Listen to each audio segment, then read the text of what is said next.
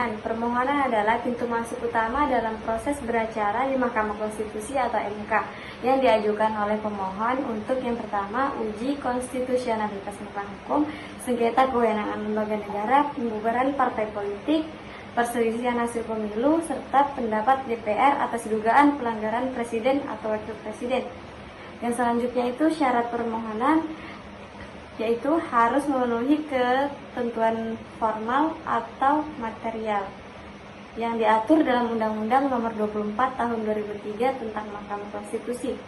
Selanjutnya Undang-Undang Nomor 8 Tahun 2011. Selanjutnya Peraturan Mahkamah Konstitusi PMK untuk teknis. Prinsip legal standing Mahkamah Konstitusi menetapkan legal standing secara ketat. Permohonan harus membuktikan yang pertama kerugian konstitusional, yang kedua langsung, nyata, dan spesifik, yang ketiga tidak terpenuhi atau permohonan tidak dapat diterima. Pendaftaran permohonan dan penjadwalan sidang. Syarat permohonan uji undang-undang terhadap Undang-Undang Dasar 1945. 1. Kerugian konstitusional harus. 2. Berasal dari hak konstitusional pemohon. 3. Hak tersebut dirugikan oleh undang-undang yang diuji. 4. Kerugian bersifat spesifik dan aktual. 5. Ada hubungan sebab akibat. 6. Dapat dipulihkan jika pemohon dikabulkan. Proses pendaftaran pemohon, penyerahan berkas kepanitraan MK. 1. Pemeriksaan kelengkapan administrasi. 2. Jika belum lengkap, diberi waktu untuk melengkapi. 3. Lengkap registrasi dan pemberian nomor perkara. Ketua MK menunjuk hakim pelapor, judge reporter. Penjadwalan sidang. Faktor yang dipertimbangkan: kompleksitas perkara, ketersediaan hakim, urgensi perkara. Untuk PHPU tenggang konstitusional sangat ketat. Dasar hukum pendaftaran diatur dalam Undang-Undang Nomor 24 Tahun 2003, Undang-Undang Nomor 8 Tahun 2001, Peraturan Mahkamah Konstitusi PMK. Setiap jenis perkara memiliki persyaratan. Permohonan online di Mahkamah Konstitusi ada 3 tahap. Tahap pertama, pada fitur utama pemohon online. Pada fitur ini terdapat 2. Yang pertama, pendaftaran akun. Pemohon membuat akun resmi untuk akses layanan. Kedua, formulir elektronik diisi secara online, dilengkapi dengan panduan jelas. Pada tahap kedua, fitur lanjutan sistem online. Di tahap ini terdapat 2 juga. Yang pertama, upload dokumen digital, unggah dokumen pendukung secara langsung, format file umum didukung. Kedua, sistem tracking, pantau progres permohon secara real time. Tahap ketiga, pada sidang pemeriksaan. Notifikasi dan pembayaran. Yang pertama, sistem notifikasi, info jadwal sidang, update perkembangan perkara dan putusan. Keenam, pembayaran online untuk biaya administrasi praktis dan aman. Oke, sudah.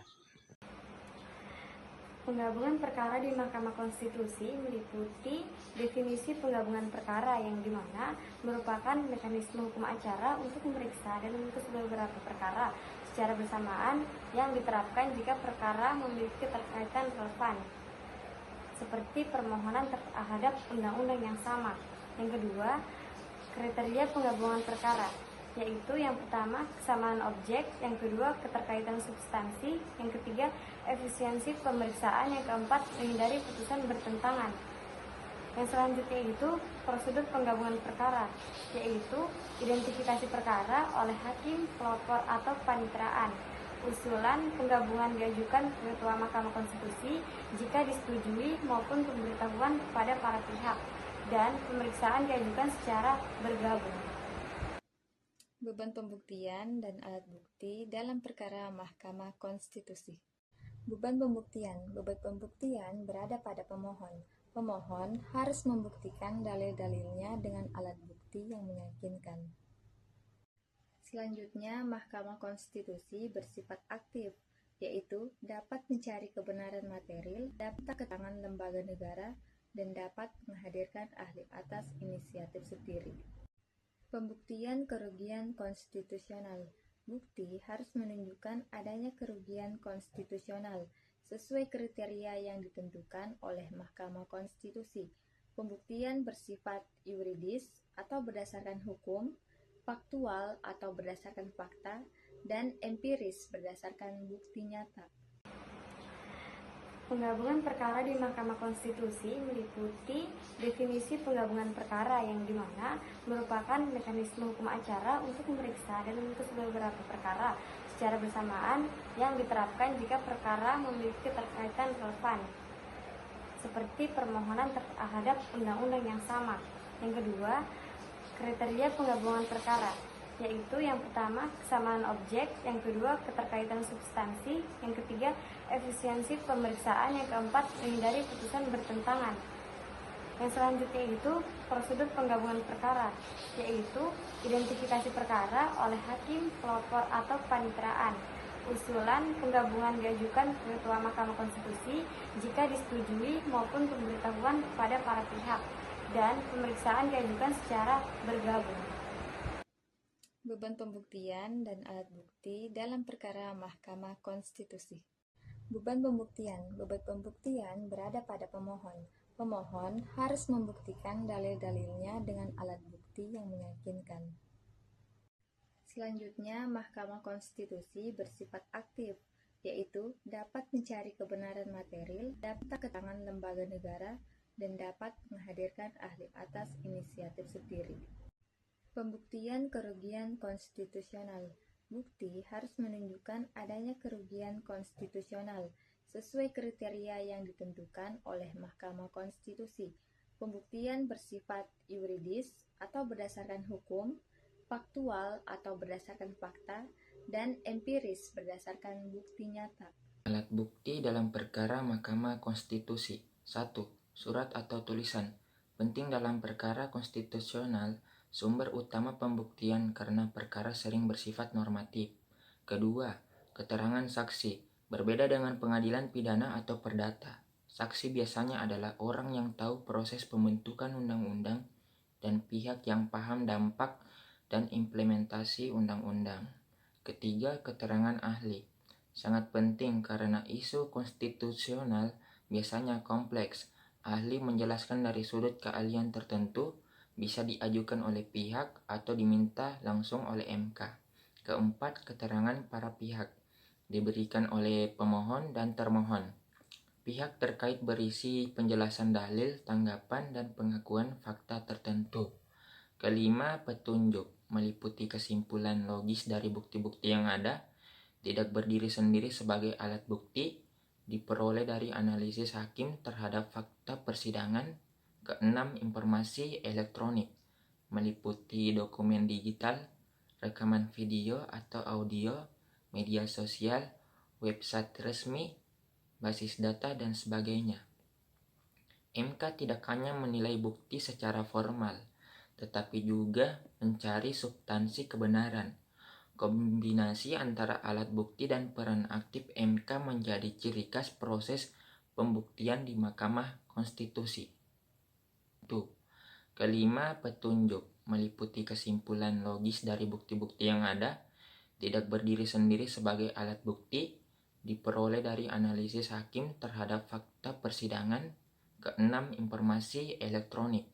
Meliputi dokumen digital, rekaman video atau audio, media sosial, website resmi, basis data, dan sebagainya. MK tidak hanya menilai bukti secara formal, tetapi juga mencari substansi kebenaran. Kombinasi antara alat bukti dan peran aktif MK menjadi ciri khas proses pembuktian di Mahkamah Konstitusi. Baiklah teman-teman, selanjutnya kita akan membahas terkait keberlakuan dan implementasi putusan MK, dan di mana karakteristik pada umumnya persidangan Mahkamah Konstitusi ini bersifat konstitusional, yang dalam artian bukan hanya antar pihak tetapi menyangkut kepentingan publik. Dan ada juga sifatnya konsistorial, di mana Mahkamah Konstitusi aktif mencari kebenaran. Beberapa dari pengadilan biasanya karena menyangkut pengujian konstitusionalitas. Ada beberapa tahapan di dalam persidangan Mahkamah Konstitusi. Yang pertama yaitu pemeriksaan pendahuluan. Pemeriksaan ini bertujuan untuk memeriksa kelengkapan syarat-syarat formal dan material permohonan. Mahkamah Konstitusi dapat memberi waktu melengkapi atau memperbaiki permohonan. Jika tidak lengkap, maka permohonan dinyatakan tidak dapat diterima atau ditolak. Selanjutnya ada tahapan kedua, yaitu pemeriksaan persidangan. Inti dalam proses ini pemeriksaan pokok perkara, yaitu dimulai dengan pembacaan permohonan oleh pemohon atau diwakili oleh kuasa hukumnya, dilanjutkan dengan pemeriksaan saksi dan ahli, dan saksi dan ahli akan dibawa sumpah. Semua pihak diberi kesempatan untuk mengajukan pertanyaan. Baiklah teman-teman, selanjutnya kita akan membahas terkait keberlakuan dan implementasi putusan MK, yang dimana karakteristik pada umumnya persidangan Mahkamah Konstitusi ini bersifat konstitusional, yang dalam artian bukan hanya antar pihak tetapi menyangkut kepentingan publik, dan ada juga sifatnya konsistorial, di mana Mahkamah Konstitusi aktif mencari kebenaran. Beberapa dari pengadilan biasanya karena menyangkut pengujian konstitusionalitas. Ada beberapa tahapan di dalam persidangan Mahkamah Konstitusi. Yang pertama yaitu pemeriksaan pendahuluan. Pemeriksaan ini bertujuan untuk memeriksa kelengkapan syarat-syarat formal dan material permohonan. Mahkamah Konstitusi dapat memberi waktu melengkapi atau memperbaiki permohonan. Jika tidak lengkap, maka permohonan dinyatakan tidak dapat diterima atau ditolak. Selanjutnya ada tahapan kedua, yaitu pemeriksaan persidangan. Inti dalam proses ini pemeriksaan pokok perkara, yaitu dimulai dengan pembacaan permohonan oleh pemohon atau diwakili oleh kuasa hukumnya, dilanjutkan dengan pemeriksaan saksi dan ahli, dan saksi dan ahli akan dibawa sumpah. Semua pihak diberi kesempatan untuk mengajukan pertanyaan. Juga ada rapat permusyawaratan hakim, yang dimana rapat ini bersifat tertutup dan internal, diikuti 9 hakim konstitusi, 9 hakim konstitusi, membahas aspek formal, material, dan bukti perkara. Perbedaan pendapat antara hakim sering terjadi dan merupakan bagian dari dinamika konstitusional. Tahapan keempat yaitu mengucapkan putusan berdasarkan pasal 45 Undang-Undang Mahkamah Konstitusi. Putusan dibacakan dalam sidang terbuka untuk umum, dilakukan oleh majelis hakim yang memeriksa perkara disertai alasan-alasan hukum lengkap sebagai dasar pertimbangan, kecuali bila terdapat perkara terkait rahasia negara, maka sidang akan bisa terbuka, maka sidang akan ditutup, bisa ditutup. Jarak jauh di Mahkamah Konstitusi. PMK nomor 2 tahun 2021 tentang tata cara persidangan Mahkamah Konstitusi secara elektronik mengatur mekanisme dan legalitas sidang daring di lingkungan MK. Tujuan persidangan jarak jauh: menjamin tetap berlangsung fungsi peradilan konstitusi, membersihkan akses keadilan bagi semua pihak tanpa batasan jarak, memastikan efisiensi waktu dan sumber daya. Baiklah teman-teman, selanjutnya kita akan membahas terkait keberlakuan dan implementasi putusan MK, yang dimana karakteristik pada umumnya persidangan Mahkamah Konstitusi ini bersifat konstitusional, yang dalam artian bukan hanya antar pihak tetapi menyangkut kepentingan publik, dan ada juga sifatnya konsistorial, di mana Mahkamah Konstitusi aktif mencari kebenaran. Beberapa dari pengadilan biasanya karena menyangkut pengujian konstitusionalitas. Ada beberapa tahapan di dalam persidangan Mahkamah Konstitusi. Yang pertama yaitu pemeriksaan pendahuluan. Pemeriksaan ini bertujuan untuk memeriksa kelengkapan syarat-syarat formal dan material permohonan.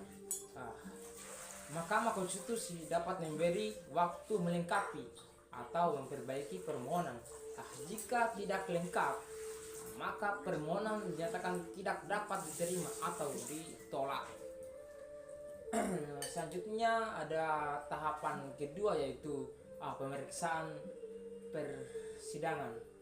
Inti dalam proses ini pemeriksaan pokok perkara, yaitu dimulai dengan pembacaan permohonan oleh pemohon atau diwakili oleh kuasa hukumnya, dilanjutkan dengan pemeriksaan saksi dan ahli, dan saksi dan ahli akan dibawa sumpah.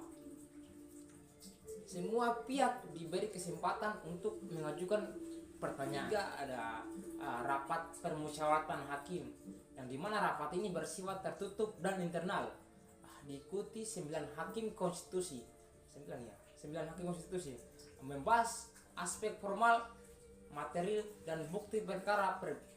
Perbedaan pendapat antara hakim sering terjadi dan merupakan bagian dari dinamika konstitusional. Tahapan keempat yaitu mengucapkan putusan berdasarkan pasal 45 Undang-Undang Mahkamah Konstitusi. Putusan dibacakan dalam sidang terbuka untuk umum, dilakukan oleh majelis hakim yang memeriksa perkara disertai alasan-alasan hukum lengkap sebagai dasar pertimbangan, kecuali bila terdapat perkara terkait rahasia negara, maka sidang akan bisa terbuka, maka sidang akan ditutup, bisa ditutup. Jarak jauh di Mahkamah Konstitusi. PMK nomor 2 tahun 2021 tentang tata cara persidangan Mahkamah Konstitusi secara elektronik mengatur mekanisme dan legalitas sidang daring di lingkungan MK. Tujuan persidangan jarak jauh menjamin tetap berlangsung fungsi peradilan konstitusi, membersihkan akses keadilan bagi semua pihak tanpa batasan jarak, memastikan efisiensi waktu dan sumber daya. Persidangan jarak jauh di Mahkamah Konstitusi. PMK nomor 2 tahun 2021 tentang tata cara persidangan Mahkamah Konstitusi secara elektronik mengatur mekanisme dan legalitas sidang daring di lingkungan MK. Tujuan persidangan jarak jauh menjamin tetap berlangsung fungsi peradilan konstitusi, membersihkan akses keadilan bagi semua pihak tanpa batasan jarak, memastikan efisiensi waktu dan sumber daya. Putusan Mahkamah Konstitusi. Putusan provisi dan putusan akhir. Putusan provisi, putusan sela untuk mencegah kerugian lebih besar selama proses berlangsung. Putusan akhir, putusan yang menyelesaikan pokok perkara bersifat final dan mengikat, final and binding. 2. Ultra petita, artinya putusan melebihi permohonan, dilarang dalam hukum acara MK karena melanggar asas nemo judex sine actor. Hakim tidak boleh memutuskan perkara yang diminta. Namun dalam praktik MK dapat menafsirkan secara progresif untuk menjaga konstitusionalitas. Putusan Mahkamah Konstitusi. Sifat putusan Mahkamah Konstitusi itu bersifat final, yang artinya tidak dapat diajukan banding atau kasasi. Putusan Mahkamah Konstitusi juga bersifat mengikat, yang artinya berlaku untuk para pihak dan seluruh warga negara, terutama dalam pengujian undang-undang. Selanjutnya, pengambilan putusan. Pengambilan putusan dilakukan dalam rapat permusyawaratan hakim atau RPH yang bersifat tertutup. Mengedepankan musyawarah mufakat, jika tidak tercapai, dilakukan voting. Yang kelima, putusan Mahkamah Konstitusi. Putusan Mahkamah Konstitusi itu harus bersifat atau harus memuat A. Identitas para pihak, B. Ringkasan permohonan, C. Pertimbangan hukum, dan yang terakhir adalah amar putusan yang berisi dilakukan, dikabulkan, tidak dikabulkan, dan sebagainya. Selanjutnya dissenting opinion atau pendapat berbeda. Jika ada hakim yang tidak sependapat, ia berhak menyampaikan pendapat berbeda atau dissenting opinion. Dicantumkan dalam putusan tanpa mengubah amar putusan. Dissenting opinion itu menunjukkan transparansi dan integritas peradilan konstitusi. Yang ketujuh, putusan Mahkamah Kekuatan Hukum. Putusan Mahkamah Konstitusi berkekuatan hukum tetap sejak dibacakan dalam pengujian undang-undang, berlaku ex nunc, yang artinya sejak putusan diucapkan, atau ex tunc, yaitu sejak norma diundangkan, tergantung isi amarnya. Putusan Mahkamah Konstitusi itu mencerminkan kepastian hukum, keadilan konstitusional, kedaulatan hukum, dan bersifat final, mengikat, dan menjadi pedoman dalam sistem ketatanegaraan Indonesia. Selanjutnya, dissenting opinion atau pendapat berbeda. Jika ada hakim yang tidak sependapat, ia berhak menyampaikan pendapat berbeda atau dissenting opinion. Dicantumkan dalam putusan tanpa mengubah amar putusan. Dissenting opinion itu menunjukkan transparansi dan integritas peradilan konstitusi. Yang ketujuh, putusan Mahkamah Kekuatan Hukum putusan Mahkamah Konstitusi. Berkekuatan hukum tetap sejak dibacakan dalam pengujian undang-undang. Berlaku ex nunc yang artinya sejak putusan diucapkan, atau ex tunc yaitu sejak norma diundangkan, tergantung isi amarnya. Putusan Mahkamah Konstitusi itu mencerminkan kepastian hukum, keadilan konstitusional, kedaulatan hukum, dan bersifat final, mengikat, dan menjadi pedoman dalam sistem ketatanegaraan Indonesia. Tata cara dan tata tertib persidangan. Tata cara dan tata tertib persidangan di Mahkamah Konstitusi mengacu pada asas peradilan yang adil dan terbuka untuk umum.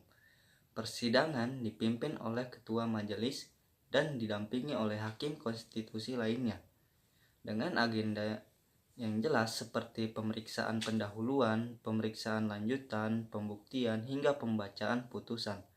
Para pihak wajib menjaga kesopanan, etika beracara, dan tertib dalam mengajukan permohonan maupun memberikan keterangan. Tindakan mengganggu persidangan dapat dikenai sanksi, termasuk dikeluarkan dari ruangan sidang.